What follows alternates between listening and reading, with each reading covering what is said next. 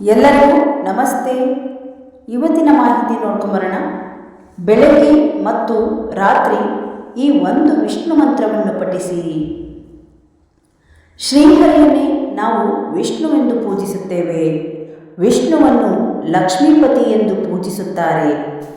ಈ ಕಾರಣಕ್ಕಾಗಿ ಯಾವ ವ್ಯಕ್ತಿಯ ಮೇಲೆ ವಿಷ್ಣುವಿನ ಆಶೀರ್ವಾದವಿರುತ್ತದೆಯೋ ಆ ವ್ಯಕ್ತಿಯ ಮೇಲೆ ಲಕ್ಷ್ಮೀದೇವಿಯ ಆಶೀರ್ವಾದವೂ ಇರುತ್ತದೆ.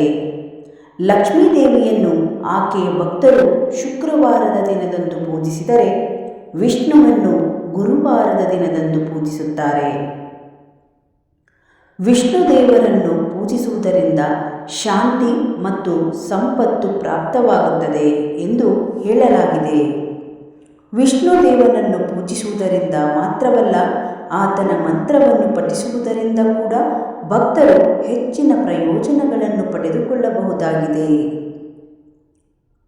ಇವತ್ತಿನ ವಿಡಿಯೋದಲ್ಲಿ ವಿಷ್ಣು ಮಂತ್ರವನ್ನು ನೀಡಲಾಗಿದ್ದು, ಈ ವಿಷ್ಣು ಮಂತ್ರವನ್ನು ನಾವು ಬೆಳಗ್ಗೆ ಮತ್ತು ರಾತ್ರಿ ಸಮಯದಲ್ಲಿ ಪಠಿಸಬೇಕು. ಈ ರೀತಿ ದಿನನಿತ್ಯವೂ ಈ ಮಂತ್ರವನ್ನು ಪಠಿಸುತ್ತಾ ಬಂದರೆ ಸಂತೋಷ ಮತ್ತು ಯಶಸ್ಸನ್ನು, ಸುಖ ಮತ್ತು ಶಾಂತಿಯನ್ನು, ಉತ್ತಮ ಆರೋಗ್ಯವನ್ನು ಹೊಂದಬಹುದು. ಈ ಮಂತ್ರದ ಕುರಿತು ಒಂದಿಷ್ಟು ಮಾಹಿತಿಯನ್ನು ಇಲ್ಲಿ ತಿಳಿದುಕೊಳ್ಳೋಣ ಬನ್ನಿ. ಒಂದು, ಈ ವಿಷ್ಣು ಮಂತ್ರದ ಮಹತ್ವ. ಈ ಒಂದು ವಿಷ್ಣು ಮಂತ್ರವನ್ನು ಪಠಿಸುವುದರಿಂದ ನೀವು ಅಸಾಧ್ಯವೆಂದು ಭಾವಿಸುವುದನ್ನು ಕೂಡ ಸಾಧ್ಯ ಮಾಡುವಂತೆ ನಿಮ್ಮನ್ನು ಪ್ರೇರೇಪಿಸುತ್ತದೆ. ಯಾವುದೋ ಒಂದು ಕೆಲಸದಲ್ಲಿ ಯಶಸ್ಸನ್ನು ಸಾಧಿಸಬೇಕೆನ್ನುವ ಛಲವನ್ನು ಹೊಂದಿರುವವರು ಈ ಒಂದು ವಿಷ್ಣು ಮಂತ್ರವನ್ನು ಪಠಿಸಬೇಕು. ಈ ಒಂದು ಅದ್ಭುತವಾದ ವಿಷ್ಣು ಮಂತ್ರವನ್ನು ವಿಷ್ಣು ದೇವನ 1000 ಹೆಸರುಗಳನ್ನು ಹೊಗಳುವ ವಿಷ್ಣು ಸಹಸ್ರನಾಮ ಸ್ತೋತ್ರದಿಂದ ಆಯ್ದುಕೊಳ್ಳಲಾಗಿದೆ. ಎರಡನೆಯದಾಗಿ, ವಿಷ್ಣು ಸಹಸ್ರನಾಮ ಸ್ತೋತ್ರದಲ್ಲಿನ ಮಂತ್ರ ಓಂ ಮಂಗಳಾಯ ಪರಸ್ಮೈ ನಮಃ. ಈ ಮಂತ್ರದ ಅರ್ಥ, ನಾನು ಈ ಮಂತ್ರವನ್ನು ಪಠಿಸುವ ಮೂಲಕ ಸಕಲ ಸನ್ಮಂಗಳವನ್ನು ನೀಡುವ ವಿಷ್ಣುದೇವನನ್ನು ಪ್ರಾರ್ಥಿಸುತ್ತೇನೆ ಎಂಬುದಾಗಿದೆ. ಮೂರನೇದಾಗಿ, ಈ ವಿಷ್ಣು ಮಂತ್ರವನ್ನು ಪಠಿಸುವುದು ಹೇಗೆ?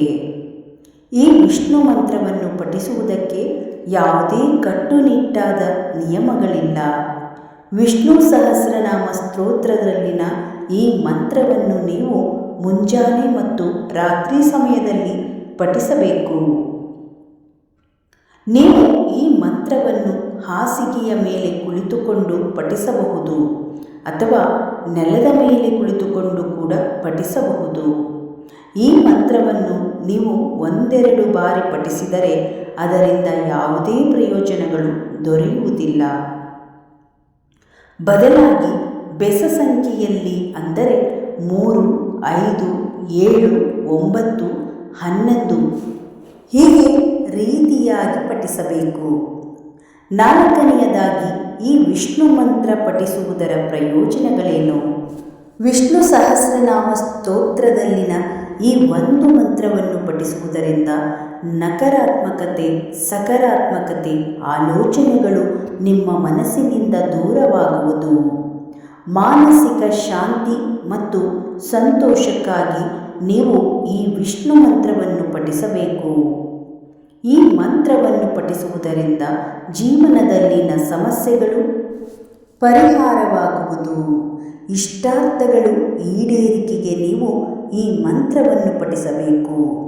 ಯಶಸ್ಸು ಮತ್ತು ಪ್ರಗತಿಯನ್ನು ಹೊಂದಲು ಬಯಸುವವರು ಈ ಮಂತ್ರವನ್ನು ಪಠಿಸಬೇಕು. ಈ ವಿಷ್ಣು ಮಂತ್ರವನ್ನು ಪಠಿಸುವುದಕ್ಕೆ ಯಾವುದೇ ರೀತಿಯಾದ ನಿಖರವಾದ ದಿನದ ಅಗತ್ಯವಿಲ್ಲ. ನೀವು ಪ್ರತಿನಿತ್ಯವೂ ಈ ಮಂತ್ರವನ್ನು ಪಠಿಸಬಹುದು. ಈ ವಿಷ್ಣು ಮಂತ್ರವನ್ನು ಪಠಿಸುವುದರಿಂದ ಧನ ಸಂಪತ್ತಿಗೆ ಸಂಬಂಧಿಸಿದ ಸಮಸ್ಯೆಗಳು ಪರಿಹಾರವಾಗುವುದು. ಸ್ನೇಹಿತರೆ, ಇವತ್ತಿನ ಮಾಹಿತಿ ನಿಮಗೆ ಇಷ್ಟ ಆದರೆ ಒಂದು ಲೈಕ್ ಮಾಡಿ, ಈ ವಿಡಿಯೋವನ್ನು ಶೇರ್ ಮಾಡಿ. ಇನ್ನಷ್ಟು ವಿಡಿಯೋಗಳಿಗಾಗಿ ನಮ್ಮ ಚಾನಲನ್ನು ಸಬ್ಸ್ಕ್ರೈಬ್ ಮಾಡಿಕೊಳ್ಳಿ. ಧನ್ಯವಾದಗಳು.